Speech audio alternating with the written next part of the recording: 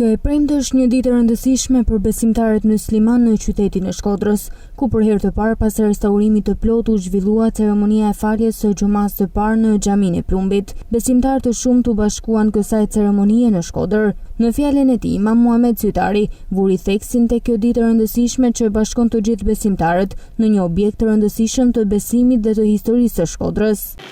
Subhanallahu, të gjithë ne e kemi prit për kohësh këtë ditë.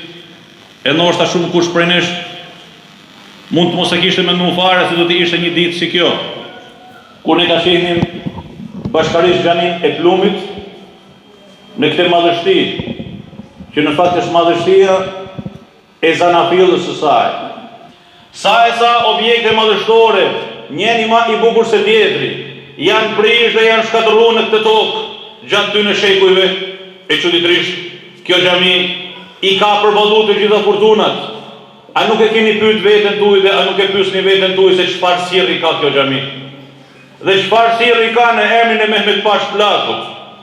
Dhe çfarë sirri ka në duart atyre besimtarëve të panumër që i transportojnë gurët për ndërtimin e kësaj xhamie me kilometra e kilometra, të gjithë në varg, për ndërtuar një shtëpi si të ishin bitë Hazreti Ibrahimit a.s.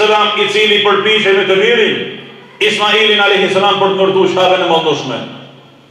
Ndoshta se Allah subhanahu wa taala e bani këtë tokë dhe këtë vend dhe e bani këtë xhami të shtrenjtë për të gjithë ne, një çabe të vogël për të gjithë shqiptarët, një pikë referimi dhe një cak të rimkamjes shpirtërore, dhe rimkamjes së vërtetë të muslimanëve të kësaj toke deri në ditën e fundit. Shpesh e kam pyetur veten se çfarë është ky sirr i madh i kësaj xhamie dhe i këtij emri të nderuar. Xhamia mbretësh mbi të gjitha si modrat e veta, siç shkruan Zot Nilet Shllaku në një prej veprave të tij.